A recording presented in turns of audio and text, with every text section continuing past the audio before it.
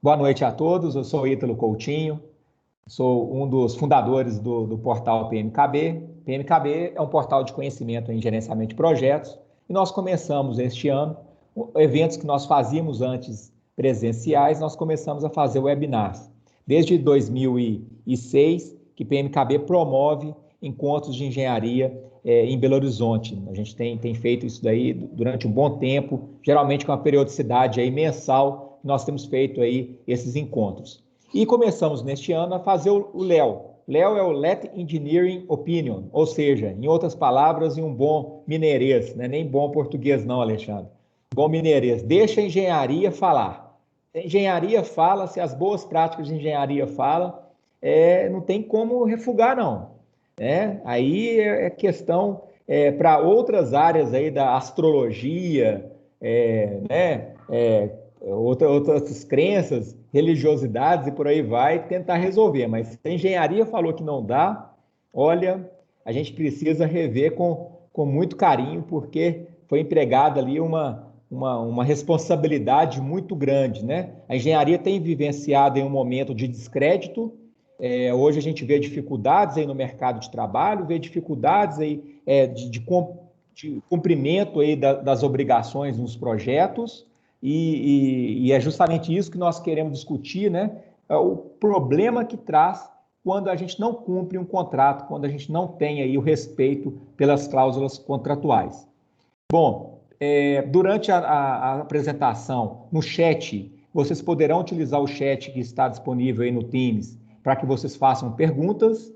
Eu vou intermediar essas perguntas para os apresentadores, né, para os palestrantes, os quais estão aqui de maneira voluntária.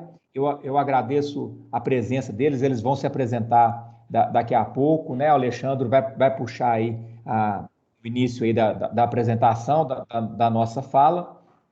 E fiquem atentos aí no chat que eu vou colocar também algumas outras informações relevantes aí para os senhores, tá? Na próxima semana, não na próxima, na outra, nós vamos começar também um curso, um treinamento voltado aí para formação em relatório diário de obras.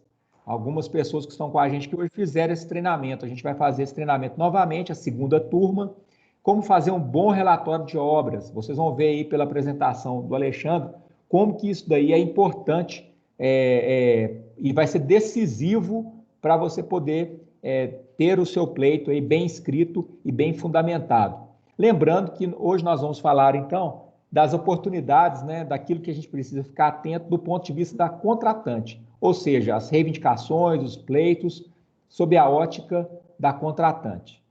Falei demais, Alexandre. A palavra está com você. Seja bem-vindo. Deixa a engenharia falar, Alexandre. Tá ok, tá ok. Eu vou compartilhar com todos aqui a tela da apresentação e daí nós seguimos a sequência aqui dos slides. Vocês, Ítalo, está conseguindo já ver a apresentação? Alô, Ítalo? Não chegou não. Tenta novamente aí, por favor.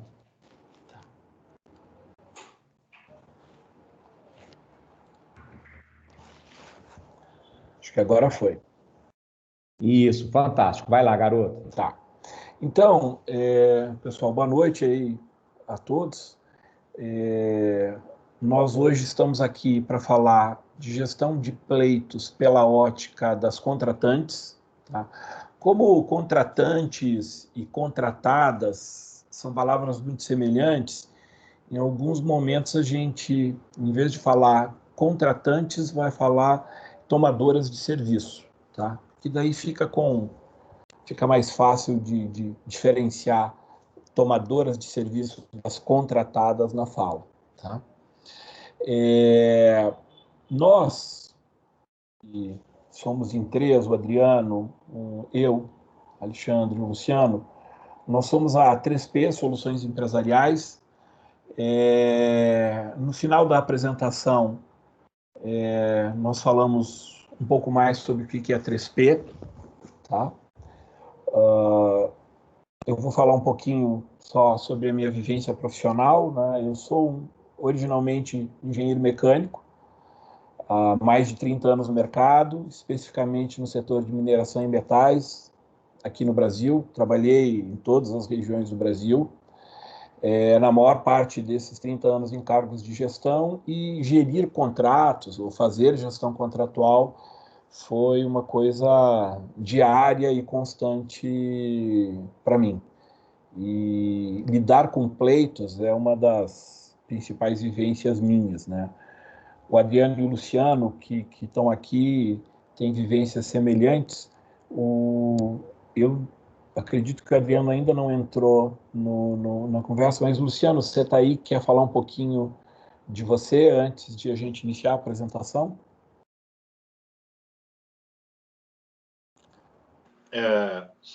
Não, tudo bem, acho que você pode continuar, e aí quando chegar a minha parte eu faço uma breve introdução e a gente segue adiante, tá? Bacana. Eu estou tentando assistir aqui o Adriano, ele está tendo dificuldade no acesso, mas tá ok, continua aí, tá beleza. Tá jóia. Boa tarde, pessoal. Bem, a nossa apresentação ela está dividida em 5 pontos, tá? Por que os pleitos surgem e como nós estamos olhando isso sob a ótica das tomadoras de serviço, o que as tomadoras de serviço fazem que podem causar pleitos. Na sequência, nós vamos falar como evitar pleitos durante a contratação de serviço e durante a prestação de serviço. E aí, esses 2 tópicos, eles têm um caráter mais preventivo, né? O que a gente pode fazer para lidar com um pleito enquanto ele é somente um risco, ele é somente uma ameaça que não se concretizou ainda. Mas, por melhor que seja a nossa atuação preventiva, alguns pleitos vão surgir, e daí nós entramos no 4º ponto da nossa apresentação, que é o tratamento de pleitos, e a gente fecha aí com um slide com algumas referências para quem quiser se aprofundar mais no assunto. Essas referências, elas não esgotam as referências do tema, mas é um ponto... Tem algumas referências que são bem interessantes. Tá? Então, vamos lá. Por que os pleitos surgem? Nesse slide, essa tabela que está aí é de um relatório que a Arcadis ela edita há 10 anos. Então, a edição de 2020 desse Global Construction Disputes Report é a 10ª edição. E ela avalia, ela mostra nesses quadros os valores médios em milhões de dólares das disputas na América do Norte, Reino Unido, na Europa, no Oriente Médio. Pegando só os valores de 2009, nós estamos falando aí em 30 milhões de dólares como um valor médio das disputas nesses países, e que demoram até 15 meses para o ano de 2019 serem solucionados. 30 milhões de dólares são 150 milhões de reais, na verdade mais do que isso hoje, e se você reduzir isso a 10%, nós vamos estar falando em 15 milhões de reais, o que ainda é um valor extremamente significativo.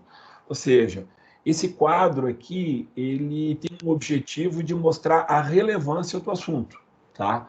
Ele é um assunto que, para qualquer projeto, para qualquer construção, ele é financeiramente relevante, tá? E por que os pleitos surgem, né?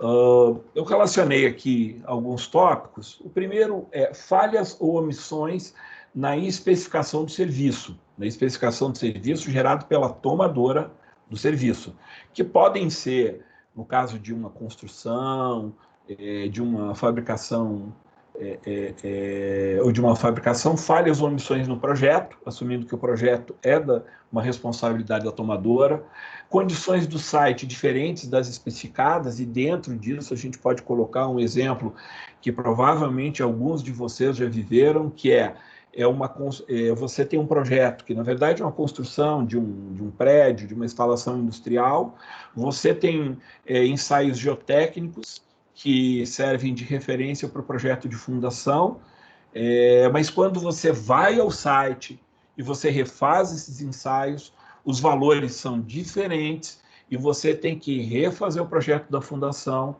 implicando em consumo maior de material, consumo maior de mão de obra para a execução do serviço. E se isso não for tratado adequadamente, esse gasto adicional ele pode se tornar um pleito. Mudanças na especificação durante a execução de serviço, mudanças solicitadas pela tomadora de serviço, isso acontece com uma certa frequência. Atrasos na obtenção de licenças de construção ou outros requisitos legais. E hoje, para você desenvolver um projeto em determinadas áreas do país, a relação de licenças que você tem que ter é bastante grande, é bastante complexa, e de repente você tem tudo isso sob gestão, mas tem uma especificamente que atrasa quando o contratado já está pelo menos parcialmente mobilizado. E daí isso gera uma situação que pode causar um pleito. Acesso ao site, por exemplo, um atraso em desapropriação, atrasos na disponibilização de recursos de qualquer outra natureza que é responsabilidade da tomadora de serviço. Quando uma contratada ela é uma sucessora de uma outra contratada, que é a predecessora, um atraso dessa predecessora ela vai causar um atraso na conclusão do serviço da predecessora, vai causar um atraso no início do serviço da sucessora. Demora nas decisões pela contratante, pagamentos atrasados que afetam o fluxo de caixa da contratada, ou pelo menos o fluxo de caixa, atraso ou aceleração na prestação do serviço. Lembram aquele exemplo do slide anterior da sucessora e da antecessora? A sucessora atrasou, o tomador de serviço pediu para a predecessora acelerar, aumentar o ritmo da execução dos serviços dela para manter o prazo final. Esse aumento de ritmo implica em mais recurso, gastos adicionais que podem gerar um pleito. Interrupções de serviço, mesmo que temporário, porque se a gente olha uma contratada, uma prestadora de serviço, os desembolsos, os gastos dela são de duas naturezas, gastos diretamente ligados aos serviços e gastos indiretos que normalmente estão dentro da composição do BDI. Parte desses gastos são gastos fixos ao longo do tempo, esteja ela efetivamente trabalhando ou não. Então, se ela tem uma interrupção, o taxímetro vai continuar. Impacto cumulativo de uma série de pequenas mudanças causadas pela tomadora de serviço e má coordenação de vários contratos pela tomadora de serviço. Então, todas essas causas e outras, né, essa lista decididamente não esgota o assunto, elas podem gerar dificuldades para a contratada e essas dificuldades podem gerar um pleito. A frase final desse slide, ela é um entendimento que é muito pessoal meu, mas eu acho que a maioria de vocês vão concordar, que em geral, se não em 100% das vezes, os pleitos surgem quando há uma frustração financeira para a contratada, seja por redução de receita, seja por aumento de custo, tá? Na sequência, o Luciano vai falar sobre o que a gente pode fazer para evitar pleitos durante a contratação de serviços. Mas antes disso, eu só queria ressaltar 2 pontos que eu deveria ter falado no início, tá? A nossa experiência, minha, do Luciano e do Adriano, ela está muito focada em indústrias ou em empresas privadas. Então, tudo o que a gente fala aqui, nós entendemos pela nossa vivência, pelo nosso conhecimento formal do assunto, que se aplicam a empresas privadas. Quando você pensa em empresas públicas ou empresas ligadas à administração pública, você tem uma série de leis e procedimentos que regem o assunto. Então, não é nosso objetivo aqui falar em pleitos para empresas públicas, tá? E sim para empresas privadas. Uma outra coisa, vocês vão ver, a apresentação, ela olha a questão do pleito sempre pela ótica do tomador de serviço. Isso não quer dizer que nós tenhamos algum olhar preconceituoso pelos prestadores, pelos contratados, tá? Não entendam isso. Mas o pleito, ele é uma disputa entre as duas partes, e como a gente está olhando pela ótica do tomador de serviço, então alguns posicionamentos nossos são alinhados e coerentes com essa ótica, ok? Daí eu passo a palavra aqui para o Luciano. Ok.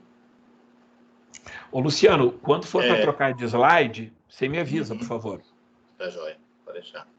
É só avisar aí, viu, ao Ítalo, que o Adriano ainda está tentando entrar, não está conseguindo acesso. Ele pediu para, enfim, ele pediu para a Isabela, né? Parece enviar um e-mail para ele, só tá atento a isso, viu, Ítalo? Beleza. Já estou olhando aqui já, obrigado. Ok. Boa noite, pessoal. Eu sou o Luciano Lázaro e já trabalhei com o Alexandre, a gente tem experiência, né? Nós nos conhecemos na Vale e já tenho longa experiência aí em áreas de suprimentos, né? Principalmente mineração, óleo e gás, enfim. E trabalhei em várias minerações do Brasil, vários projetos e também como consultoria, enfim. O que eu vou falar para vocês aí, né, é nessa parte, né, do que a gente pode fazer, o que fazer para evitar pleitos, né? E aí eu vou colocar, são 5 itens principais, tá? Escopo, cronograma, vendor list, análise das propostas e cláusulas de contratação em geral, tá? Bom, já o que fazer para evitar pleitos? Já começa... Pleito é inevitável, assim, não tem como, né, evitar pleito, entendeu? A gente pode cercear, a gente pode blindar, né, a contratante o máximo possível, né, mas a partir do momento, como disse o Alexandre, a partir do momento que o pleito é uma vontade, né, a contratada se sente lesada ou se sente, né, insatisfeita, enfim, como é que eu vou poder evitar, né? É pela vontade do outro. Então, a gente pode blindar, a gente pode reduzir, né, ao mínimo ali possível, né, as probabilidades de pleito. E para isso, o que a gente tem que fazer? Para isso, o escopo, né? O escopo é fundamental, gente, tá? Na minha experiência, e isso assim, de suprimentos, e eu já presenciei em mais de uma empresa, tá? Falavam assim na cara da gente, não tem problema, o pessoal da engenharia, do projeto, enfim, não tem problema, se tiver algum erro aí no escopo, tá, depois suprimentos arranja isso aí, depois suprimentos se vira com isso aí. Sai na urina, né, como se diz na engenharia. Só que isso não sai na urina, cara, sabe? Certas coisas não saem na urina. O que sai, às vezes, é pedra no rim, entendeu? E dói muito para sair. Acho que vocês entendem o que eu estou falando, né? Dói muito. E isso que eu estou falando que dói muito aí é na forma do pleito, entendeu? Quando você acha que o negócio vai resolver ali na frente, lá na frente a gente resolve. Não é assim, sabe? O escopo tem que ser o mais amarrado possível, sabe? O mais bem especificado, gastar tempo naquilo ali. Eu sei, eu estou falando de escopo, daqui a pouco ali na frente eu já vou falar de cronograma, mas o escopo faz parte do cronograma, né, de um projeto, o escopo já está fazendo, não faz parte do cronograma da contratada, mas faz parte do nosso cronograma, né, do projeto que a gente está envolvido. Mas a gente tem que gastar tempo, planejar. Vocês já viram aquele lance? O japonês leva 10 anos planejando e faz em 2. Aqui no Brasil a gente planeja em 6 meses e faz em 20 anos, né? Então não é assim, entendeu? Então a gente tem que desenvolver essa cultura de amarrar o melhor possível, né, um escopo. O escopo tem que ser completo. A gente tem que antever contingências, sabe? Não é trabalho de previsibilidade, mas é trabalho de planejamento mesmo, margem de erro, oscilações sazonais, produtividade, desempenho, tá? Eu já vi pleitos você estabelece uma área de acesso para aterro e desaterro, você estabelece ali uma distância, chega lá na frente, quando vai ver, é o dobro da distância, aí eles gastam o dobro de peças de manutenção, quem vai estar fazendo movimentação de terra vai gastar o dobro de combustível, quando o combustível é por conta deles. Cara, isso aí assim, sabe? É escancarar as portas para pleito. É tipo assim, pedir, manda pleito que eu quero. E não é isso, entendeu? Acho que vocês têm que entender, assim, a gravidade da coisa, que depois vai dar pau, sabe? Invariavelmente vai dar pau. Então, tem que matar o negócio no ninho. E como é que mata? É fazendo o escopo, sabe? O escopo é fundamental. O escopo mais bem amarrado possível, sabe? O cara depois pode até apresentar um pleito, você mostra o escopo para ele, no contrato aqui, tá? Não adianta, entende? Outra coisa, gestão contratual. Pô, gente, gestão contratual, as pessoas falam, não, gestão... Putz, pega lá um caboclinho qualquer ali, vai gerir esse contrato. Não é. A gestão contratual, o cara tem que saber, tem que primeiro conhecer o escopo, como a palma da mão, e a outra, ele tem que conhecer o contrato. E aí juntar as duas. E aí saber o que ele pode cobrar, o que ele não pode. Entendeu? Questão de entrega, por exemplo. Seja obras de engenharia, seja movimentação de minério em mina, seja instalação de turbinas de gás ou até uma instalação de torres de petróleo, enfim, o que for. Tá? Se o cara não souber o que ele tem, né, de haveres e deveres no escopo ali, no contrato, se ele não souber para cobrar, não adianta nada. Se o cara não tiver uma boa gestão, não adianta nada. Entendeu? Põe tudo a perder. Porque aí, muitas vezes, eu já vi isso também, casos em que a contratada conhecia muito melhor o contrato e o escopo do que a própria contratante. Conhecia muito melhor, cara. O cara falava, olha, isso aí está na página tal, no item tal, A, B, C. Aí ficava todo mundo... Pô, sabe? Então, é o que? É para deixar para suprimentos mesmo? Então tá, então tudo bem. Mas, enfim, é isso, entende? A gestão contratual é palavra-chave, junto com um escopo super bem amarrado, super bem desenvolvido, tá ok? O próximo, Alexandre, por favor. Cronograma. Pessoal, cronograma. Cronograma é aquela representação gráfica, né? De que você tem o prazo, né? E como eu estava falando, de entregas, né? Você tem prazo, o que vai ser entregue, em qual prazo, né? Em qual data, enfim. Seja um serviço de consultoria, é um relatório de meio ambiente, fauna e flora, deslocamento de fauna e flora, o que for. A contratante tem que especificar exatamente quando que ela quer, sabe? Primeira atividade, entrega dia tal. Segunda atividade, dia tal. E se aquilo ali não for bem gerido, como voltando lá, se não for bem gerido por uma boa gestão, né, de contratual, cara, vai virar uma bola de neve. A atividade 1 vai começar a encavalar com a 2, com a 3 e por aí vai. Entendeu? De novo, é o que eu falo.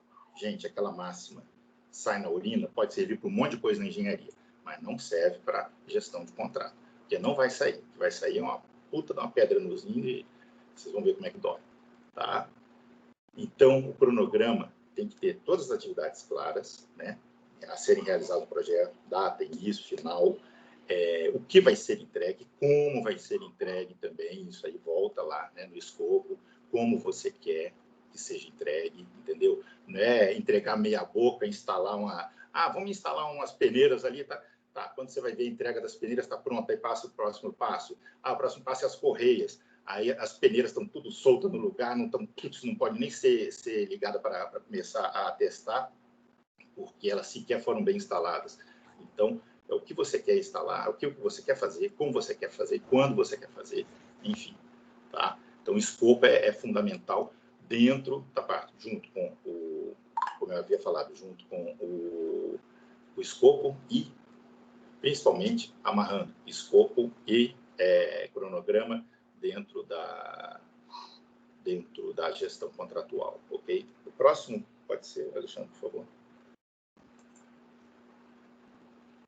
Vou contar um caso aqui para vocês, né, do que eu estou falando aí de escopo. Há uns anos atrás, na área da Petrobras, não foi na área da Petrobras, foi uma coligada da Petrobras, enfim, né, a gente tinha lá instalação de uma série de turbinas, uma série de estações de bombeamento de gás num determinado gasoduto aí no país. Só que a empresa foi contratada, era uma empresa mega, projeto de mais de 400, 500 milhões na época, enfim. Aí o negócio começou a atrasar. Primeira fase, segunda fase, e nada do cronograma. E o cronograma está ficando, o negócio está ficando atrasado. E a gente ia nas reuniões, eu ia nas reuniões com o pessoal, ia de suprimentos, mas era aquilo, turnkey, meio turnkey. Já começa, o que eu falei, do escopo, né? Esse negócio de método turnkey, meio turnkey, não. Ou é turnkey inteiro, ou é meio, sabe? Ou não é. porque, não, é meio turnkey. A contratante entrega algumas coisas e a contratada entrega outras, vai ver a zona que isso vai dar. Mas, enfim. Aí chegou lá o meio turnkey, era instalações, principalmente instalações metálicas, né? Enfim, estrutura metálica, e nada de entregar estrutura metálica. Quando entregava com cor diferente, fora da especificação. Aí eu lá só participando das reuniões para, né, tentando ajudar o pessoal da gestão contratual, tentando dar uma força lá. E eu via que era uma reunião, não saía. Outra reunião, a mesma coisa. Terceira reunião, o mesmo resultado. A gente não passava assim, ó. Item A, B, C, não passava. Não ia D, F, G, H, não ia nem a pau, não ia adiante. Aí um dia eu peguei, fui atrás dos fornecedores deles, né, da contratada, e descobri que simplesmente eles não estavam pagando o fornecedor, sabe? E depois em pedir para... E a gente estava pagando em dia, só que não passava as fases contratuais, não fechava a medição, a gente não pagava. E eles sequer pagavam os fornecedores também. E aí, como é que faz? Entendeu? Então, a gestão contratual tem que estar ali em cima, tá? Aí vale aquela velha máxima, né? O olho do dono é que engorda o boi, né? Enfim, próximo, por favor. Vendor list, gente, isso assim, na hora de fazer, de você contratar, na hora de você fazer um bid, né? Na hora de você fazer uma cotação, né? Ou concorrência, que seja. O vendor list tem que começar por aí, cara, sabe? Se você não seleciona, né, quem você vai contratar, se você não faz a pesquisa, se você não vai no mercado, se você não troca figurinhas, você é de suprimento, geralmente a gente de suprimento não troca figurinhas com um monte de gente de suprimento de outras empresas, não tem isso. É concorrente, não é, mas a gente está sempre trocando figurinhas. Por quê? Porque é uma questão básica, cara, questão de sobrevivência. Então, se você não troca figurinhas, se você não vai lá, não se informa, não pega as informações assim nas entrelinhas, né, do que está acontecendo, faz pesquisa no Serasa, faz pesquisa financeira, vê como é que está a saúde da empresa, sabe? Eu já fiz pesquisa, já fiz, sabe, conversa de boteco mesmo, conversa de telefone, de WhatsApp, de ficar ali, sabe, procurando informação para ver a empresa é tal, não sei o que, vai lá visitar a empresa, ver se é mesmo, sabe? Às vezes a empresa diz que essa chega lá não tem nada a ver, ou às vezes a empresa até é uma empresa de porte, você chega lá e você começa a ver, cara, tem problema na segurança do trabalho, sabe? Você diz, quero visitar um projeto seu, quero visitar uma mina, quero visitar uma obra, e aí, me leva lá. O cara tem que abrir para você, não tem segredo não.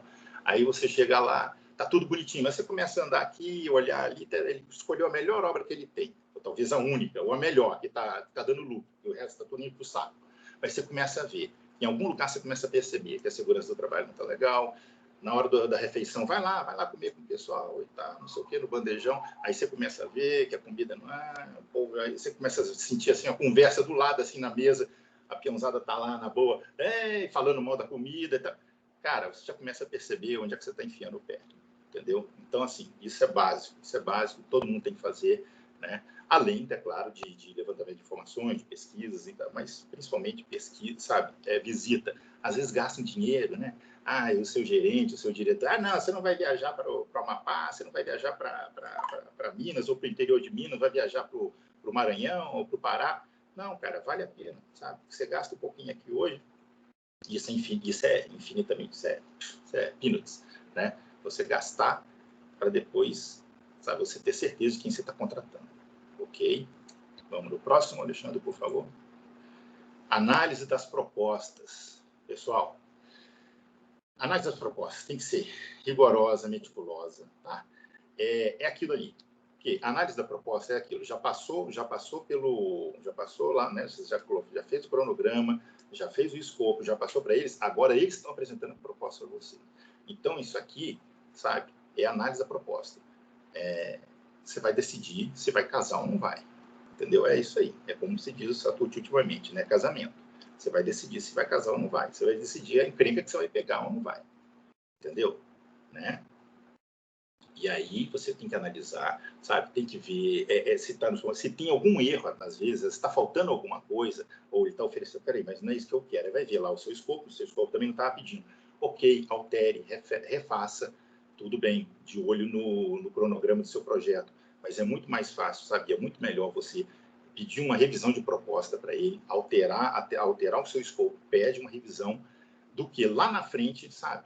Não tinha aquilo que você tinha especificado, ou não estava o que você precisava, e aí ele vai ter que colocar, e ele vai pedir pleito, o pleito vai custar muito mais caro, eu tenho certeza que o pleito custa, né? O preço no pleito vai ser muito maior do que ele vai fazer, do que se ele tivesse colocado na proposta. Então, tenham atenção, muita atenção para isso, análise de proposta, sabe? E nunca, assim, com essa ideia de, nas coxas, não, lá na frente a gente resolve. Não resolve, gente, sabe? Lá na frente é um problemão, e assim, o nego vai perder noites e noites de sono só para pensar nisso, em como resolver isso. Isso se for só noite, né? Se você não perdeu o emprego também. Então, pensem nisso, tá? Revisão, avaliação, né, como eu falei, né?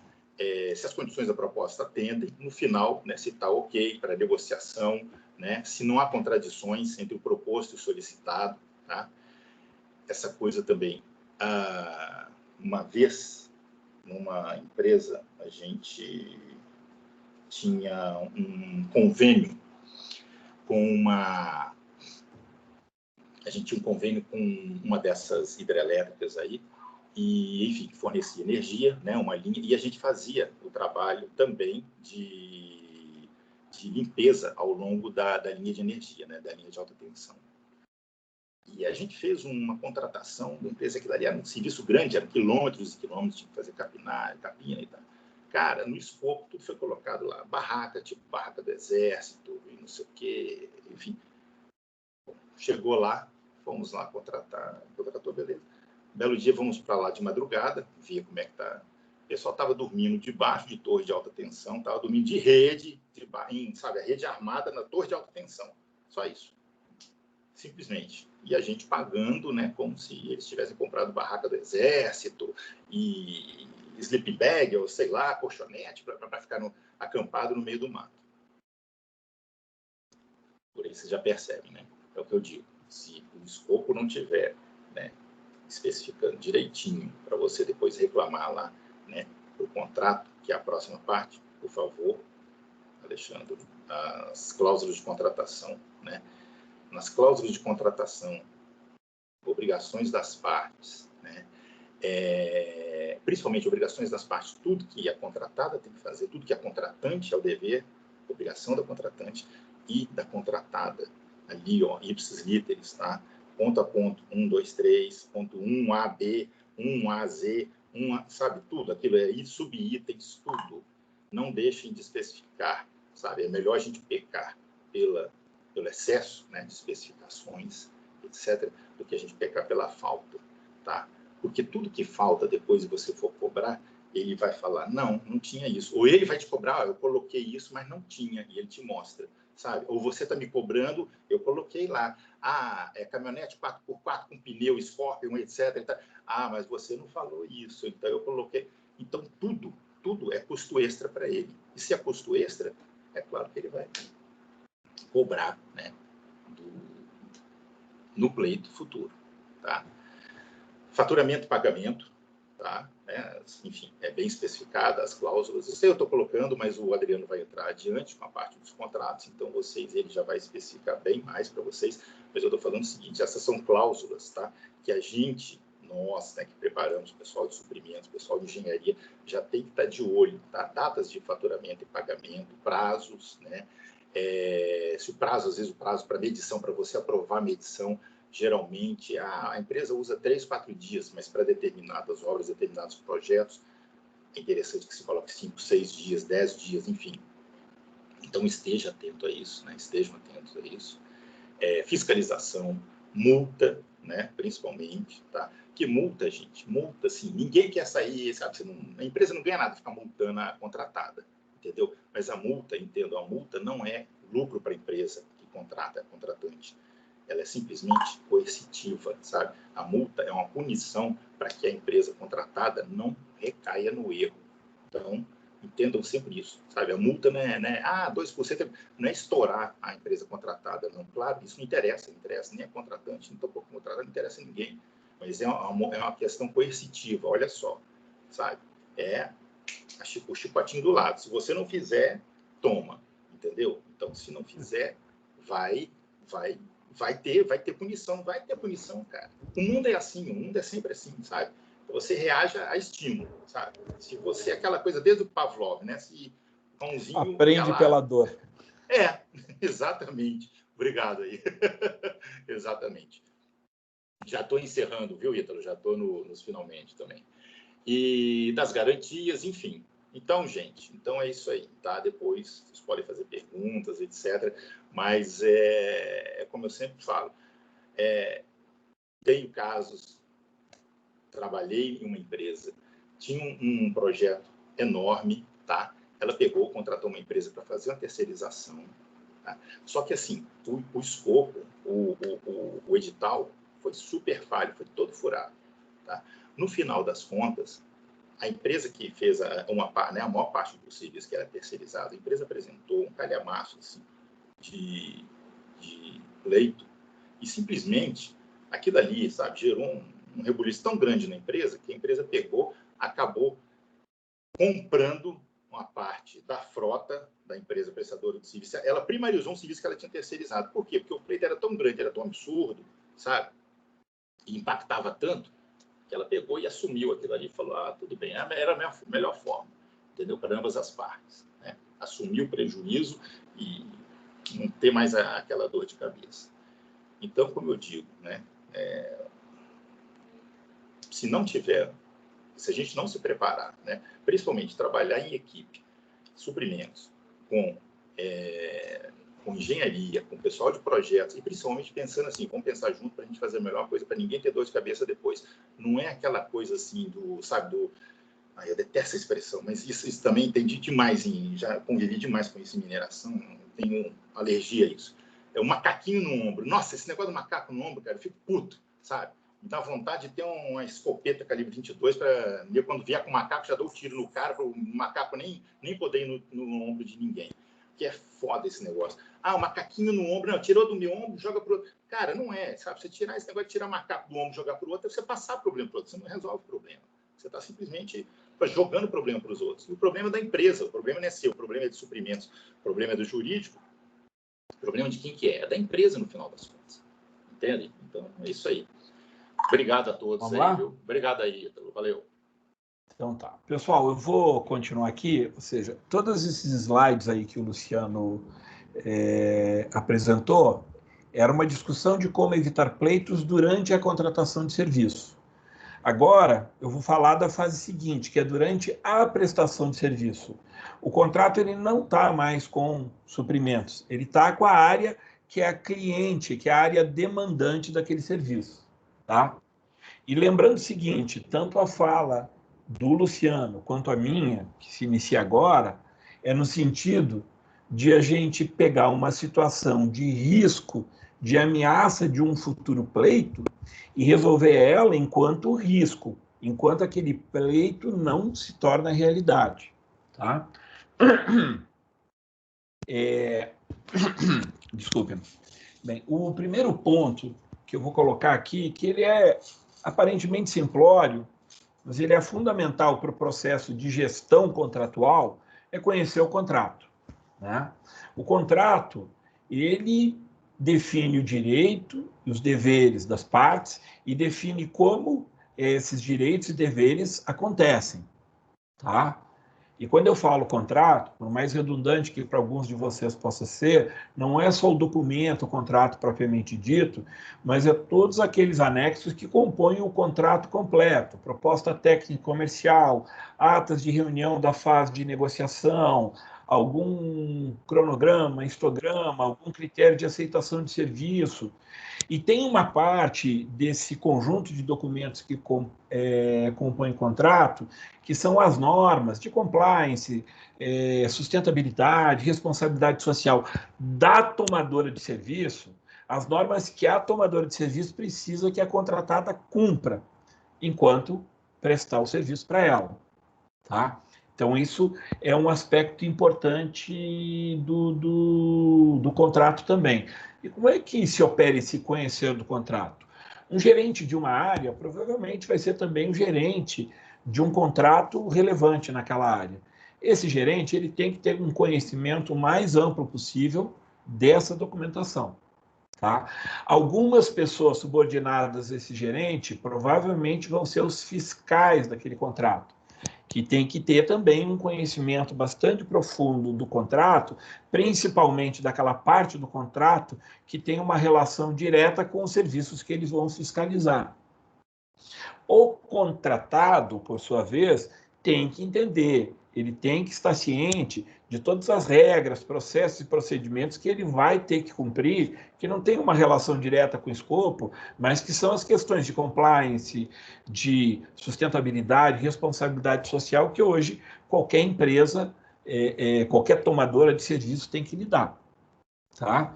E em caso de dúvida, sempre ter referência. Olha, tem uma dúvida aqui, ou vou resolver essa dúvida com suprimentos, ou com jurídica, ou se alguma coisa, às vezes, mais elaborada ou mais sutil, com a área de compliance da empresa.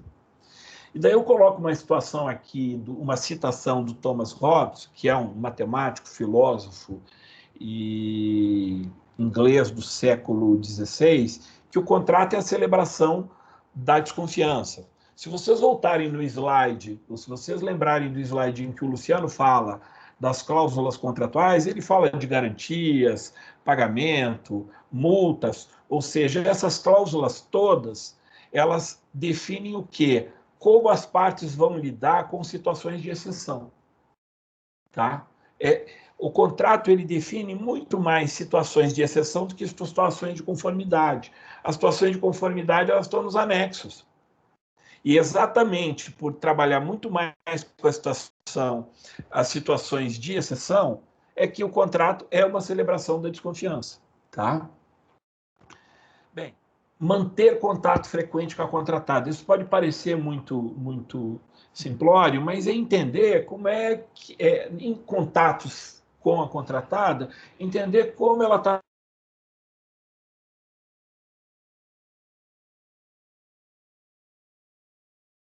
pela tomadora de serviço. E eu vou compartilhar de novo aqui.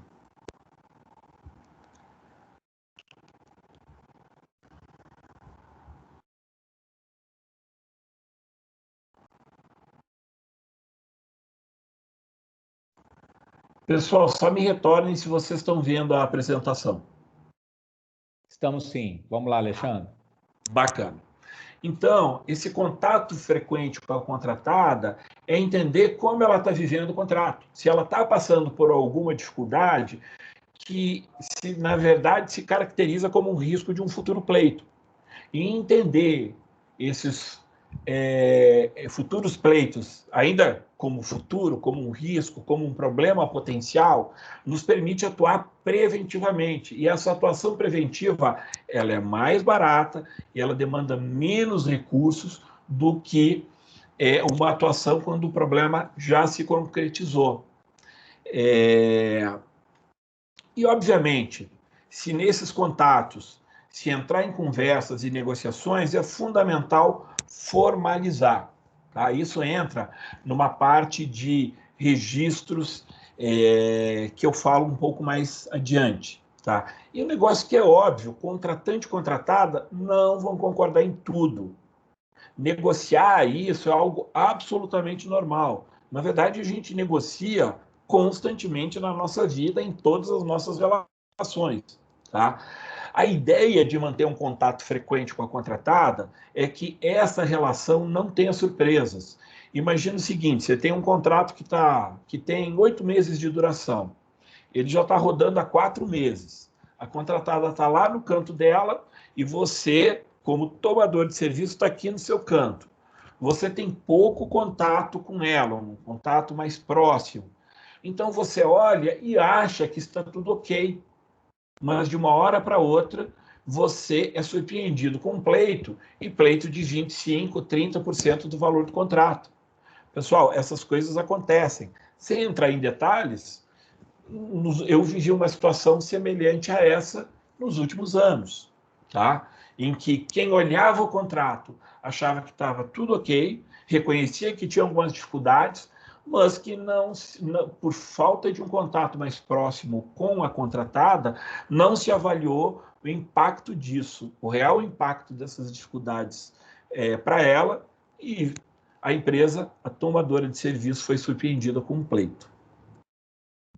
Essa questão de conversar com a contratada é se antecipar os problemas, mas a gente pode falar, ou melhor, essa questão de manter um contato mais próximo com a contratada tem o objetivo de antecipar os problemas, ou seja, de a gente atuar no risco e não no problema já concretizado. Tá? Mas a gente tem que entender que um contrato ou uma contratada, ela está no meio de uma rede de relacionamentos, não só com a tomadora de serviço, mas com outras contratadas, com fornecedores da tomadora de serviço, com fornecedores da própria contratada, ou seja, subfornecedores e outros. Tá? E muitas vezes uma decisão tomada por essas outras partes interessadas, pode mesmo causar ou pode afetar a execução do contrato, mesmo que aparentemente não tenha uma relação direta com o contrato. Tá? Então, nós temos que ter um olhar a tudo o que está ocorrendo ao redor do contrato. Na verdade, esse olhar ao que ocorre ao redor do contrato, para um gerente de uma determinada área, ele pode ser levado para todos os aspectos da gestão daquela área. Tá? E para quê? Para que a gente possa, mais uma vez, perceber o pleito enquanto um potencial problema, enquanto ainda não concretizado, enquanto ainda é um risco. Tá? E se a gente perceber essa situação, e considerando que o contrato ou a empresa já tem alguns processos ou procedimentos definidos para lidar com isso, nós devemos seguir esses processos e procedimentos. Provavelmente eles vão demandar em algum momento um suporte da área de suprimentos, um suporte da área jurídica, o que é absolutamente normal num processo de gestão contratual. Havendo uma mudança, e mudanças são inevitáveis, a minha sugestão ou a minha proposta é que elas sejam tratadas rapidamente. Tá? E ao tratar essas alterações, essas mudanças, tratarem pelo menos 3 aspectos. Aqui eu estou fazendo uma referência ao PMBOK. Tá? Então, tratar pelo menos em escopo, prazo e custo. E eu vou dar um exemplo aqui. Há alguns anos atrás, eu trabalhei numa empresa. Um pouco antes de eu iniciar meu trabalho lá, essa empresa contratou um serviço que era a fabricação e a montagem de um equipamento. Esse equipamento ele tinha um certo aspecto de estrutura metálica. Tá? E o material era um aço carbono, não me lembro exatamente qual a especificação dele. Bem no início dos trabalhos, se tomou uma decisão de substituir o material por aço inox. E essa decisão, tecnicamente, ela tinha todo o sentido. Então, houve uma alteração de escopo. Essa alteração de escopo foi legitimada pela empresa e tal, mas não se discutiu prazo e custo. A discussão de prazo e custo ela veio ao final do contrato, com o equipamento já entregue, na forma de um pleito que equivalia a 1/3 do valor do contrato. Era um contrato de 10, 12 milhões, e pleito, se eu não me engano, era na ordem de 3 milhões e meio. O tempo que se demorou e os recursos necessários para se negociar esse pleito, para se chegar a um valor que fosse minimamente razoável para a tomadora de serviço, foi muito maior, demandou muito mais recursos, demandou muito mais autorizações de instâncias superiores, se no momento em que o escopo fosse alterado, já se tivesse tratado as questões de prazo e custo. Tá? Então, isso pode parecer um negócio até certo ponto simplório, até certo ponto básico, mas ocorre sim. Tá? E é óbvio, todas essas mudanças, todos esses acertos, eles têm que ser documentados adequadamente. E isso faz uma ponte para o próximo slide, que é a manutenção de registros. Tá? Então, atas de reunião, relatórios diários de obra, registros fotográficos e de vídeo. Eu citei esses 3 exemplos. Na verdade, registros é algo muito mais amplo do que isso, mas eu citei esses 3 exemplos porque eu acho eles bastante básicos e fundamentais. Hoje, com qualquer smartphone, você tira fotografias e faz vídeos de ótima qualidade, que você pode usar como evidência. E o que caracteriza um registro adequado? Ele tem que ter, se for um registro escrito, como uma ata de reunião, um relatório diário de obra, uma redação clara e inequívoca dos fatos registrados e das decisões tomadas. Ponto. Ele tem que ser assumido pelas partes, pelos participantes, o tomador de serviço e o contratado. Normalmente isso através de uma assinatura, e tem hoje as opções aí, muitas de assinatura eletrônica. E junto a esses documentos escritos, a gente tem que anexar evidências relevantes dos fatos ou das decisões. Obviamente, isso tudo tem que ser arquivado. Lembrem que eu comentei o que eu falei no slide anterior, que um contrato é a celebração da desconfiança. Se a desconfiança ser instalada na forma de um pleito, o que vai nos ajudar a lidar com esses pleitos são os registros. Os registros, eles são uma parte importantíssima do trabalho de lidar com os pleitos. Então, nós temos, e o que eu sei que o que eu vou falar tem horas que é chato, mas nós temos que ter disciplina para ter um bom acervo de registro. E uma pergunta que todo gerente fiscal de contrato tem que se fazer continuamente é uma pergunta seguinte: olha, se no futuro eu tiver um problema relativo a esse assunto que eu estou tratando aqui nessa ata de reunião, ou que eu estou registrando aqui nesse RDO, esse documento que eu estou gerando aqui, ele tem as informações mínimas necessárias para me ajudar a lidar com esse problema futuro, na eventualidade de ocorrer? Então, esse questionamento é um questionamento contínuo de quem está gerando algum registro que faz parte de um processo de gestão contratual, tá? E, pessoal, uma experiência também de alguns anos atrás, de que nós recebemos um pleito de mais de 15 milhões de reais e uma análise feita a partir dos RDOs reduziu esse pleito para menos de 4 milhões. E reduziu de uma maneira irrecorrível num processo negocial por parte da contratada. Bem... Desculpa, só lembrar aí, Alexandre. Sim, Luciano. Vamos lá. Só, né, um adendo. Ata de reunião entra depois, de preferência, né, numerada, primeira, segunda, terceira, numerada, datada, assinada por todos, né? Entra como adendo ao contrato depois, entendeu? Vai colocando lá, né, junto com o contrato, com a proposta, com tudo, entendeu? Vai adicionando lá, entende? Porque, né, futuramente, qualquer consulta, isso já entra, né? Já vale como adendo contratual, ok? Só isso. Obrigado. Beleza. Pessoal, uma vez estabelecido... Olha, deixa eu começar de novo. Independente de todas as ações que você tomou para prevenir o surgimento de pleito, para lidar com o pleito, enquanto ele ainda era um risco, uma ameaça, ou mesmo não era um fato, independente de todas as ações que você tomou, eventualmente um pleito vai se tornar realidade, vai ser aquele problema que chegou para você, tá? Então, o que nós estamos entrando agora na parte da nossa apresentação que fala de tratamento de pleitos. Eu só vou fazer uma introdução, que esse slide que vocês estão vendo aqui, inclusive ele tem uma pegadinha aí que eu explico depois, e na sequência o Adriano entra falando de cada um desses processos. Mas vocês vão ver que no topo do slide eu coloquei negociação entre partes, mediação, arbitragem e litígio. Essas são 4 maneiras de você tratar os pleitos, e eles estão aí numa sequência lógica. Mas eu adianto, você não precisa passar por cada uma dessas partes para você tratar o pleito. A 3P Soluções, ela defende que a gente resolva os pleitos na primeira fase, na negociação entre partes. Mas se as partes não chegaram a um acordo, elas podem optar aí para mediação, ou ir direto para a arbitragem, ou ir direto para o litígio. E uma vez estando no litígio, elas podem repensar e suspender o litígio, voltar para a mediação. Então, existe uma certa flexibilidade nesse sequenciamento.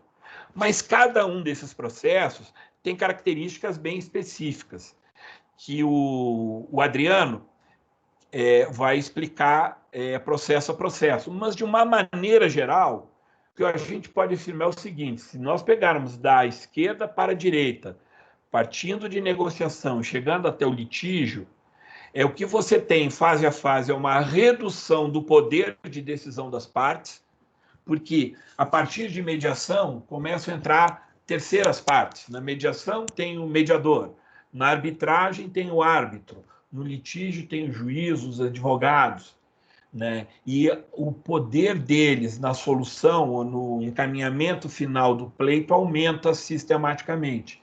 E também tem um aumento, um alongamento do tempo necessário para o tratamento do pleito, tá? Umas coisas que eu acho assim fundamentais. A análise de pleito ela é focada nos fundamentos dele e não no valor pleiteado. Lembram que eu falei de um pleito de mais de 15 milhões que virou um pagamento de menos de 4. O que nós fizemos naquele momento nós analisamos os fundamentos do pleito. Nós analisamos, ou seja, o que a empresa estava, o contratado estava pleiteando, quais as quantidades associadas àquele pleito, horas de equipamento, no caso, quais os valores que estavam sendo impactados, e daí você tinha, tanto nos custos ou nos gastos diretamente relacionados ao serviço, quanto na composição do BDI, você tinha custos e despesas que eram variados, ou seja, estavam associados com a produção, ou eram fixos. Então, isso tinha que ser considerado na análise, tá? Então, aqui está a pegadinha, está escrito no slide, os fundamentos são apresentados pela contratante. Desculpa, está errado, é pela contratada. Ou seja, quando ela te apresenta um pleito, ela tem que fundamentar, olha, eu tenho esse problema foi causado por isso está me trazendo uma perda de tantos reais. Então, os fundamentos são apresentados pela contratada. A gente vai corrigir isso no material. E eles são analisados pela contratante. Eu inverti aqui na redação, me desculpe. Num primeiro momento. Por que num primeiro momento? Porque eles são analisados pela contratante na fase de negociação. Na fase de mediação, arbitragem e litígio, começam a entrar aqueles outros personagens. O mediador, o árbitro, o juiz, os advogados. Então, os fundamentos eles são analisados, podem continuar sendo analisados pela contratante, também pela tomadora de serviço, mas eles são analisados por esses terceiros também. Terceiras partes. O contrato completo e os registros, lembram? Atas de reunião, RDOs e tal, são a base dessa análise. Lembram que no exemplo que eu falei, eu citei que a nossa análise, ela combinou duas coisas, quantidades, cuja fonte eram os RDOs, com composições de custo e BDI, cujas fontes eram contrato. Tá? O valor a ser pago é consequência da análise dos fundamentos. Tá? Eu falo isso porque é natural que quando você recebe um pleito de mais de 15 milhões de reais, que representa 1/3 do valor do contrato, isso te cause um certo desconforto. Mas deixa o desconforto de lado e foca nos fundamentos, tá? E se você tiver uma boa análise disso, uma análise que se sustente na fase negocial, na conversa com a contratada, você já começou o processo com o pé direito, tá? Quando eu falo que o valor a ser pago é consequência da análise dos fundamentos, a conta não é tão exata assim. Como é um processo negocial, sempre existe uma margem para negociação, que depende de dois aspectos: da necessidade de recursos financeiros da contratada, porque é ela que está com o pleito, e da disposição, não vou falar nem capacidade, mas disposição de pagamento da tomadora de serviço, porque ela até pode entender, olha, se eu analisar os fundamentos aqui, somente eles, o valor é X, mas como essa relação com a contratada é importante, ela é estratégica para mim, e como tem alguns aspectos que eles não são passíveis de uma total quantificação, então, além desse X, eu me disponho a negociar mais 10, 20, 30%. Então, qualquer processo desse tem uma fase negocial, tanto que ele se chama, o primeiro deles, negociação. Na última linha aqui, eu coloquei, em caso de dúvidas, consulte suprimente, equipe jurídica. Mas, na verdade, quando você entra na negociação de um pleito, provavelmente você vai estar numa força-tarefa, se for um pleito de um valor relevante, você vai estar sendo parte, você da gestão contratual, você que gere o contrato no dia a dia, você vai fazer parte de uma força-tarefa que tem, ou de um grupo de trabalho que tenha pessoas de suprimento de equipe jurídica. Tá? Beleza, Alexandre. Vamos passar a bola aí para o Adriano aí, porque nós já estamos caminhando para 1h10, e a ideia era 1h30 no máximo, né? Tá. E eu tenho que pedalar com o meu menino aqui, porque senão eu não consigo queimar as energias dele, rapaz. Aí vai dar um problema danado. Daqui a pouco eu estou passando a porta do seu prédio aí. Um abraço. Vai lá. Ok. Adriano, eu vou colocar aqui no primeiro slide de tratamento de pleitos, negociação. Pode seguir em frente. Se você quiser se apresentar rapidamente no início, fica à vontade. Adriano?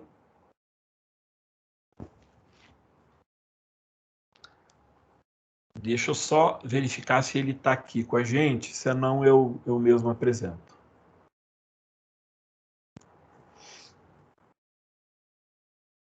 Nessas épocas de aula online, Teams, Zoom, Google Meet, quando você chama o camarada assim, parece que você está numa sessão espírita, né?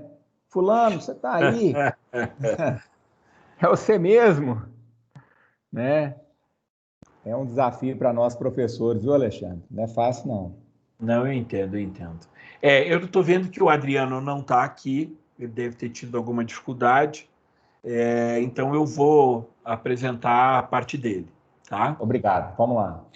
Bem, vamos lá. Negociação. Essa é a negociação entre as partes, é a primeira fase, tá? E daí um pressuposto dela é o seguinte, que ambas as partes, tomador de serviço e contratado, eles têm vontade de fazer essa negociação. Esse é o padrão. Acho que é muito raro não haver essa vontade de você já ir para um processo mais traumático de arbitragem ou litígio.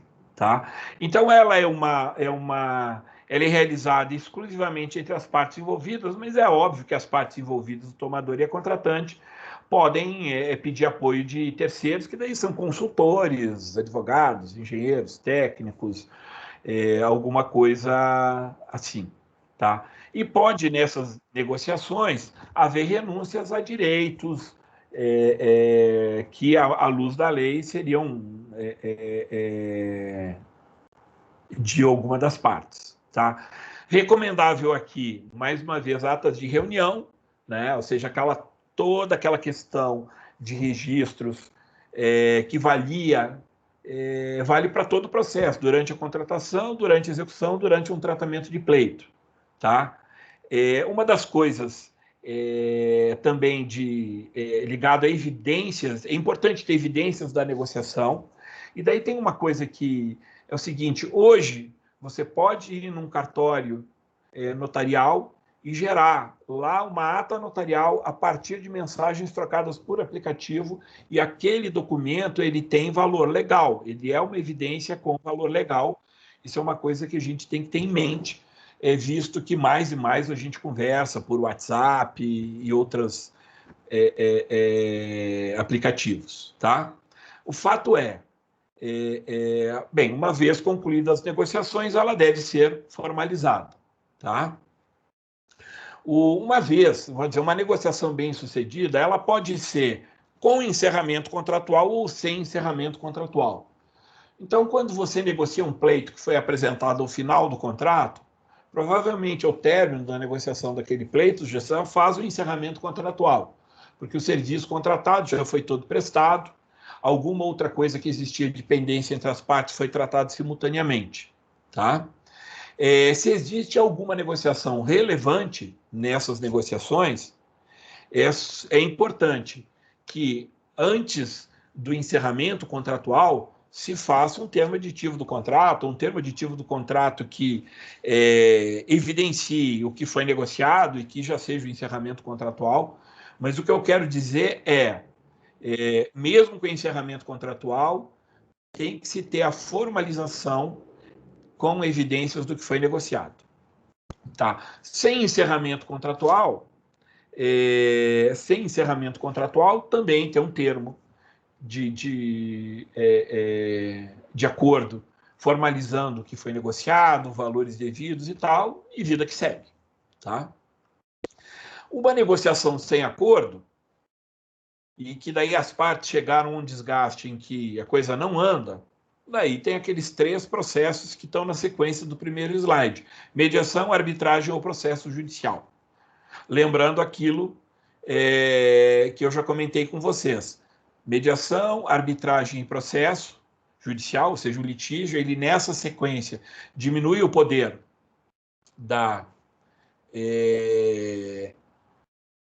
das partes e demanda mais tempo. Tá? E essa fase seguinte, mediação, arbitragem ou processo judicial, ela tem 2 opções. Ela pode transcorrer mantendo o vínculo que existe entre tomadora de serviço e contratada, ou ela pode ocorrer em paralelo com um rompimento dessa relação, e isso vai depender da disposição das partes, da complexidade ou gravidade do pleito.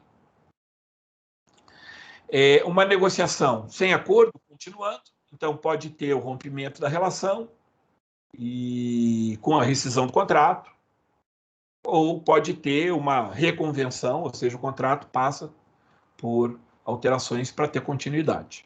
Tá? Quando nós entramos em mediação, existe uma lei, que é a 13.140 de 2015, que regulamenta esse processo. Tá? O processo de mediação ele pode ser previamente estabelecido no contrato, tá? Como um recurso já previsto em contrato, ou ele pode ser acertado durante a negociação do pleito. Tá? Sendo que a mediação ela pode ser sob o todo ou uma parte do pleito. Tá? E ela busca o entendimento, o consenso e a facilitação da resolução do conflito através da figura do mediador. Tá? Então, o que se espera de um processo de mediação? Imparcialidade do mediador, isonomia entre as partes, tá? Outros itens aí, busca de consenso, confidencialidade, boa-fé. Acho que é interessante a gente falar aqui das características do mediador. O mediador ele pode ser designado pelo Tribunal de Justiça ou escolhido pelas partes. Tá? E ele pode ser um mediador extrajudicial ou um mediador judicial.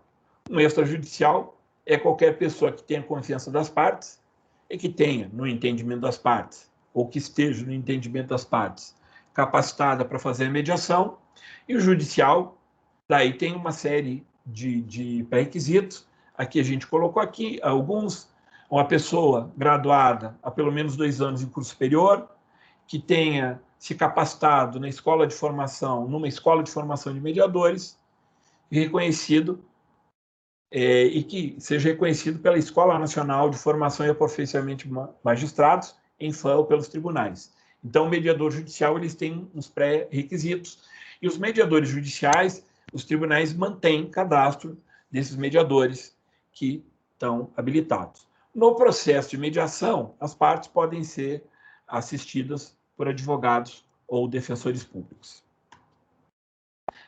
Os aspectos positivos da mediação é a flexibilidade do procedimento, ou seja, ele é mais flexível que a arbitragem e o litígio, foco na realidade comercial, comparado ao litígio e à arbitragem, tem uma economia de custo e tempo. E tem um negócio curioso aqui, ele pode ser feito pela internet, ou por qualquer outro meio que permita um tipo de transação à distância, desde que as partes estejam de acordo. Na verdade, hoje, mais e mais, a gente faz um montão de coisa pela internet, né?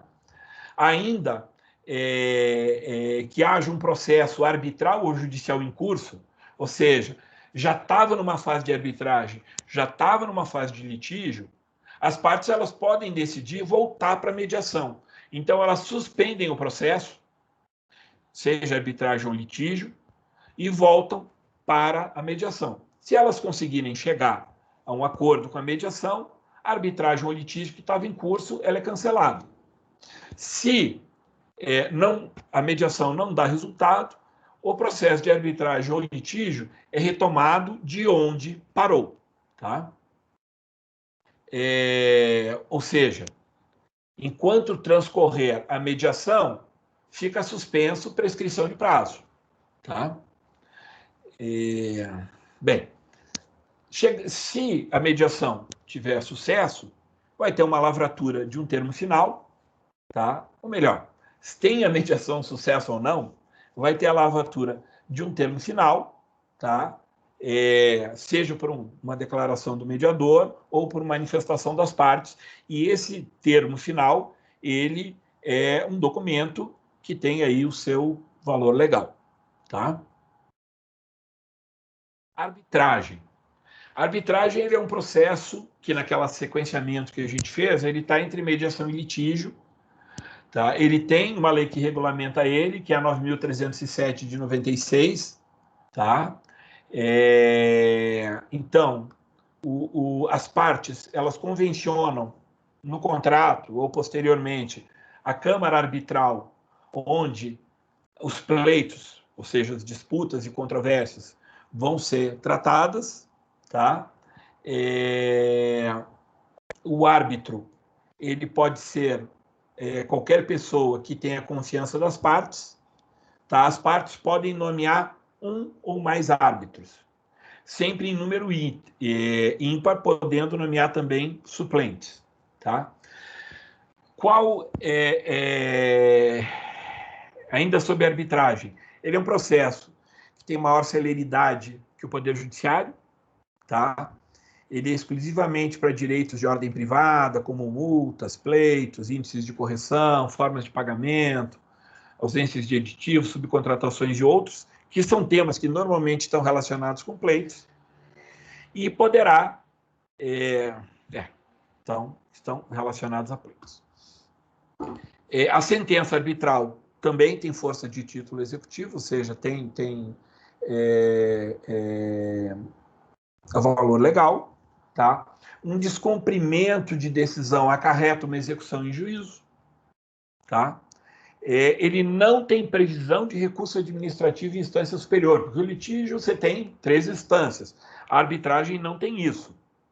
Mas há 2 possibilidades aí. Em até 5 dias, uma das partes recorrer da decisão da arbitragem por erro, dúvida, omissão ou contradição. Tá? E em até 90 dias, no Poder Judiciário, se solicitar, obviamente, que bem fundamentado, a nulidade da sentença. Tá? Características do árbitro, né? Imparcialidade, independência, competência, diligência, discrição. Ele, para efeitos de legislação penal, ele é equiparado a funcionário público, e ele tem a função de juiz de fato e direito. Tá? E a sentença que ele proferir, ela não fica sujeita a recurso à homologação do Poder Judiciário. Ela tem aquela questão da nulidade, mas daí é um processo de outra natureza. Litígio, obviamente, é o mais traumático entre as partes. Tá? Ele pressupõe que é um impasse e frustração de negociações de todas as etapas anteriores. Tá? Ele pressupõe também uma maior indisposição entre as partes, então, pleitos mais agressivos, danos morais. Ele tem um ritual obrigatório de cumprimento, com pressas e prazos, então ele tem pouca flexibilidade. Tá? Aspectos do litígio: imposição, obrigação de cumprimento integral do que determinado em sentença. Tá? Para os vencedores, isso é um aspecto positivo. senso de justiça para o vencedor, tem força de liquidação através de bens e direitos, tá? E tem outras características aí. Aspectos negativos, ele é o processo mais demorado. Ele tem defesa, contraditório, depende de provas, audiências, e tem recursos em 3 instâncias processuais: a comarca, o Tribunal Estadual e os Tribunais Superiores em Brasília. Então, isso pode demandar tempo. Ele é o processo mais caro: custas, honorários advocatícios, sucumbências, honorários periciais, e tem o risco da não efetividade do cumprimento de sentença, que é o tal do ganha, mas não leva. E ele é um processo tão traumático que ele pode chegar à dilapidação do patrimônio de uma das partes envolvidas, a parte perdedora. Tá? Então, desses 4 processos, nós, da 3P Soluções, nós somos os defensores do processo de negociação, porque ele é o menos traumático, ele é o que demanda menos tempo, ele é o que dá mais direito, mais capacidade de decisão e negociação em si entre as partes. Tá?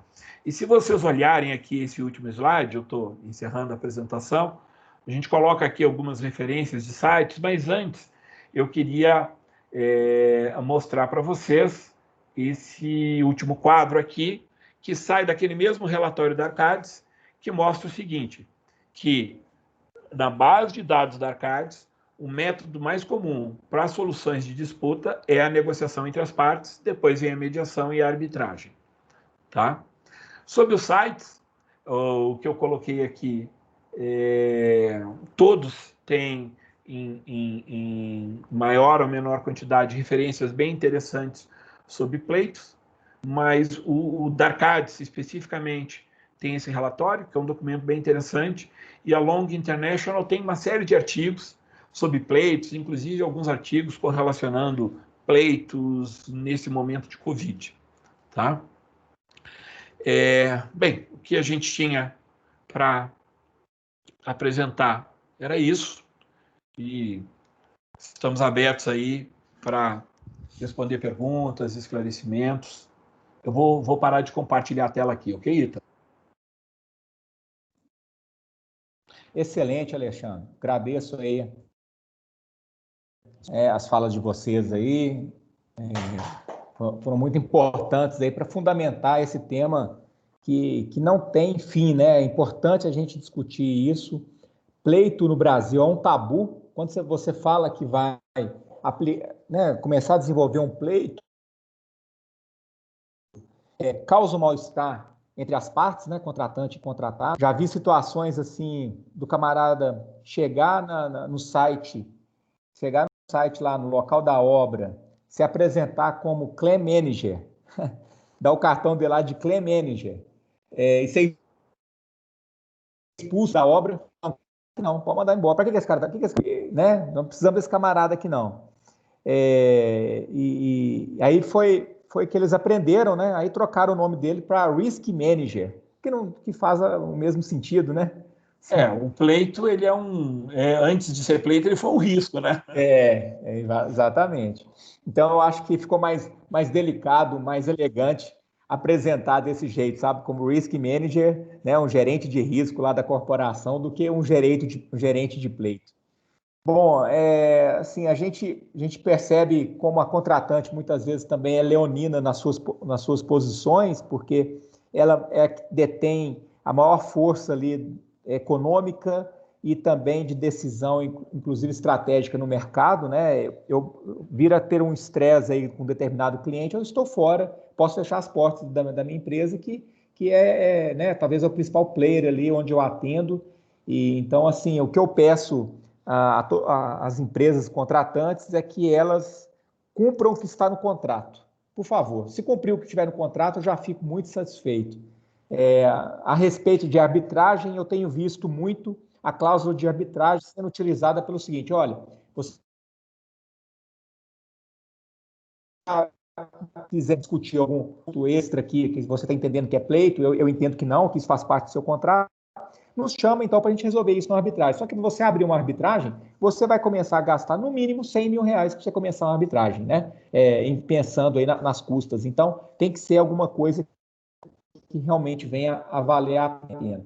Novamente, sobre a arbitragem, é importante também as empresas que trabalham nessa área, que prestam serviço como assistência de perícia ou trabalham com perícia também, que elas compreendam o valor adequado desse serviço. Eu sei que ele é de imensa e grande responsabilidade, senão nós vamos matar a galinha dos ovos de ouro, que é a grande produtora aí desse tipo de serviço para nós, empresas de consultoria em gestão contratual, que é a arbitragem, que é a lei de arbitragem, que foi instituída em 96 aqui no Brasil e revisada algumas vezes. Então, assim, é importante, né, realmente colocar um preço justo, o preço, a mão de obra que a gente aplica nesse tipo de trabalho não é uma mão de obra barata, né, a gente sabe disso, mas que também a gente busque ter um valor aí que seja coerente, porque senão as empresas vão parar de usar isso daí, né, e a gente vai deixar de ter essas oportunidades de fazer esses belos trabalhos aí de assistência de perícia e suporte aí para essas empresas. Bom, eu quero colocar uma pergunta para vocês aí, para vocês três, né? Talvez o Adriano não esteja falando, mas ele está ouvindo aí, deve estar no chat aí também. Se puder mandar um joinha pelo chat aí, Adriano, aí a gente testa aí se está funcionando, senão a gente usa o grupo de Zap que a gente está com ele aí. Muito bem, eu quero fazer a seguinte pergunta para vocês aí. Como que vocês observam a maturidade da contratante perante o assunto pleito no momento que o contrato ainda está sendo discutido? Em outras palavras, nós estamos colocando cláusulas e procedimentos para change order, né, para mudança ali, algum tipo de mudança que possa vir a acontecer no contrato? Nós estamos sendo precavidos nesse sentido? Eu explico melhor a minha pergunta. Você mostrou lá o trabalho da ACE, nós tivemos a oportunidade, eu como autor e a ACE, e como diretor da ACE que estou atualmente, de a gente publicar 3 livros, e um deles é só apenas pareceres de engenharia voltados para pleito. Na norma lá do IBAP também, eu fui um dos colaboradores, um dos autores da norma de claim do IBAP. Então, ou seja, nós municiamos o mercado brasileiro desses argumentos. E aí, nós estamos usando? Nós vamos ser precavidos ou vamos deixar a vida levar a música lá do Zeca Pagodinho, né? Vida leva eu, né? E aí, Alexandre, Adriano e Luciano? Luciano, Adriano, vocês querem falar primeiro?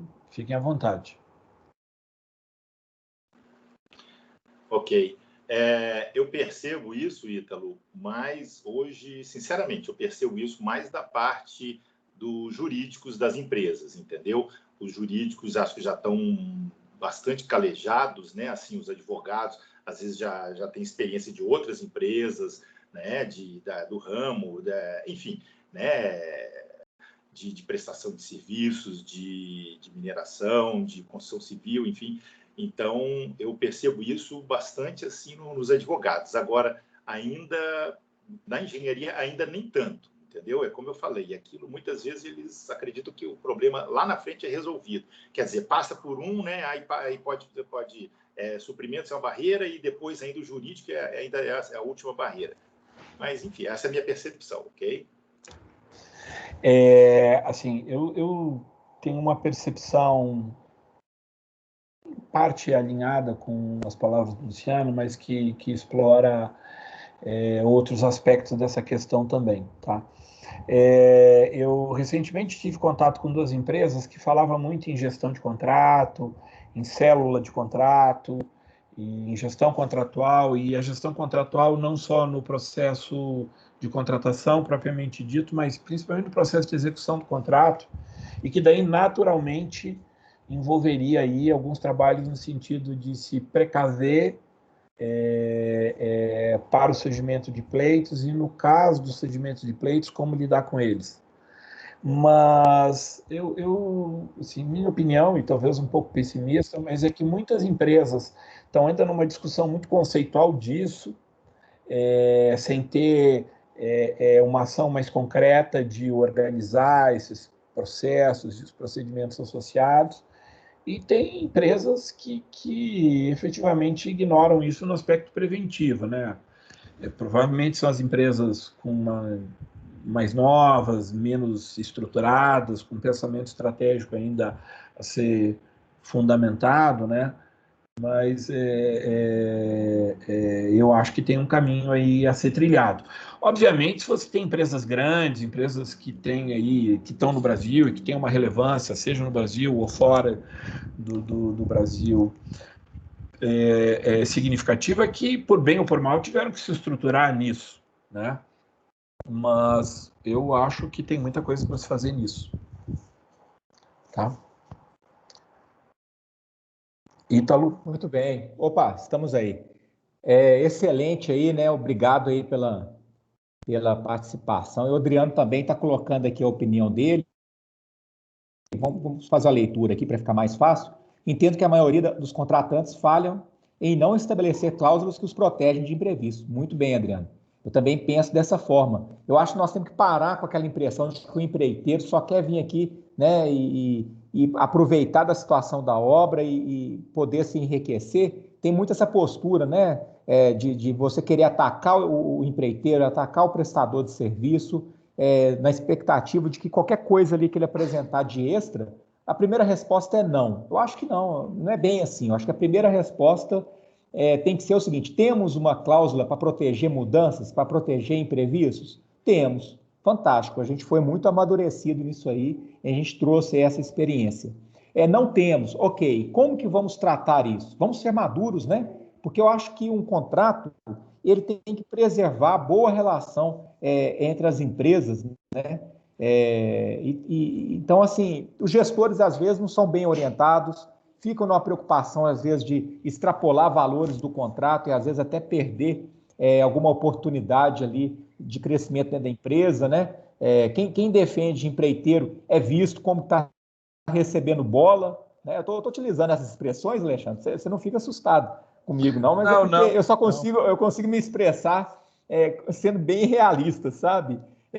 Eu busquei o tempo todo aí que eu tenho a oportunidade de discutir esse assunto, de trazer de maneira assim, bem clara e evidente, o mais elegante possível, é claro, mostrando como que realmente as empresas contratantes elas têm que amadurecer nesse aspecto também, né? O Adriano está reforçando aqui, precisa e pode ser corrigida, né, de forma antecipada, preventiva.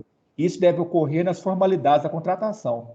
Muito bem. Opa, fala aí, Pessoal, Luciano. eu diria até o seguinte... Só um instante. Tá. Não, era só para reforçar, é o seguinte, lembrar aqui, que é como vocês estão falando, quando a gente fala disso, e tudo que eu falei, entendeu? Às vezes, como eu te falei, né, aqui, até a gente estava conversando, né, em off aqui, às vezes eu me empolgo, entendeu? Mas não é a questão de você, como se diz, ferrar com o contratado, entendeu? Ferrar com as empreiteiras, não tem nada a ver. Muito pelo contrário, melhorar o serviço, entendeu? Tanto da parte, né, da contratante, melhorar a forma de contratação e melhorar o serviço das contratadas. Eu me lembro que há uns 20 anos atrás, perfeito. uma coisa assim, os contratos da Vale, tá? Vou dar nome às bois aqui, o Alexandre também não gosta de dar nome às bois, não, mas os contratos da Vale eram considerados, o contrato da Vale é leonino. Tá? Hoje, todos os contratos, né, das empresas, na maioria, sabe, são mais leoninos, ou seja, são mais bem amarrados, né, são mais apertados, são mais coerentes, entendeu? E, na época, só os contratos da Vale que eram os leoninos. Não, é porque eles garantiam deveres, direitos, entendeu? Eles reconheciam tudo. E, mesmo assim, ainda tem problema. Ou seja, a gente ainda tem um eterno caminho de evolução. É isso que a gente tem que seguir, entendeu? Essa evolução, essa melhora, esse aprimoramento, ok? É isso. O complemento que eu faria aí à fala de vocês dois é o seguinte: não havendo procedimentos estabelecidos, vamos ser justos e corretos. Em todos os dois exemplos principais que eu usei aqui na minha apresentação, o do equipamento que trocaram o aço carbono por aço inox, ou da contratada que entrou com um pleito de mais de 15 milhões, que o valor acabou virando inferior a 4 milhões, o fato gerador do pleito, ele era verdadeiro. Existia um fato gerador do pleito que era verdadeiro. Ou seja, a contratada ela tinha direito ao que ela estava pleiteando. A discussão, ela nunca foi, olha, isso aqui não procede. A discussão sempre foi qual é o valor adequado para essa questão, ou para esse pleito. Então, eu acho que o tomador de serviço, quando ele recebe um pleito, ele tem que fazer uma análise seguinte, olha, não vou olhar o valor agora, vou olhar os fundamentos. Isso aqui que a contratada está reclamando procede? Se procede, eu não vejo problema nenhum de você, numa reunião com eles, falar, eu concordo com o fato gerador do pleito, agora o que a gente tem que discutir é o tamanho dele. Tá? Porque só esse posicionamento ele já cria um ambiente de negociação entre as partes. Uhum. Tá? E uma solução negocial ela vai ser sempre melhor do que qualquer outra solução. Tá? Principalmente, uma solução negocial ela é melhor do que um litígio. E isso eu falo, não é uma fala minha. Tá? Eu conheço vários advogados, o próprio Adriano, que a gente já se conhece aí há mais de 10 anos, já me falou isso várias vezes. Tá? Muito bem. Gente, queria só comentar aqui uma resposta, aqui um comentário aqui também do colega Davidson. Concordo que muitas empresas pecam em não detalhar cláusulas de change orders em suas minutas contratuais. Já trabalhei em diversos contratos com anexos contratuais para alterações de escopo. Um ponto fundamental é a disciplina de registro. Muito bem. Por isso que eu estou reforçando aí o convite aí de vocês virem a fazer o curso aí de relatório diário de obra. Né? Vocês vão gostar muito, tenho certeza. É a disciplina de registro. As lágrimas secam e vale o que está escrito. Olha, gostei, Davidson. Vou usar essa frase aqui nos meus cursos, nos meus trabalhos. Estou até fazendo Ctrl+C aqui, vou jogar lá no grupo nosso aqui de pleito aqui, porque eu gostei, adorei a frase aí, parabéns. E o Adriano também está colocando um comentário aqui que a grande questão não são os pleitos, mas os valores envolvidos. Evitar oportunismo. A palavra-chave, eu acho que o Luciano também falou isso aí brilhantemente, é evitar os oportunistas, né? Eu já vi situação de empresa jogar o preço lá embaixo e quando ela vai para o projeto, ela fica na expectativa aí da péssima administração contratual da contratante. Só que ela às vezes toma bomba, né?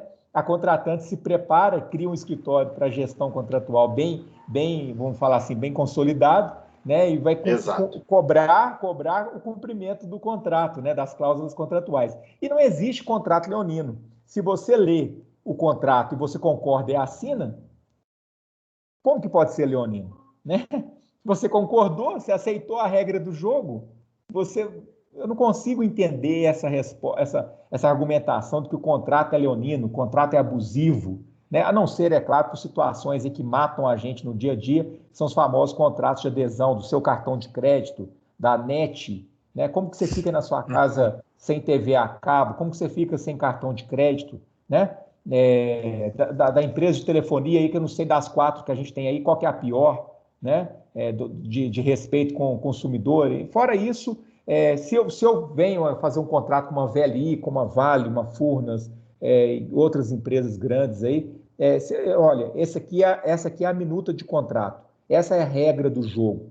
Eu vou seguir adiante, orientação do meu advogado, se eu quero ou não, se eu quero topar aquela parada ou não. Então, agora, se eu, empresário, né, não leio e vou, né, entrando ali no jogo sem me preparar, eu não tenho dó nenhuma de empresário que quebra porque não entra preparado, né, nessas paradinhas aí. Não tem dó nenhuma, sabe?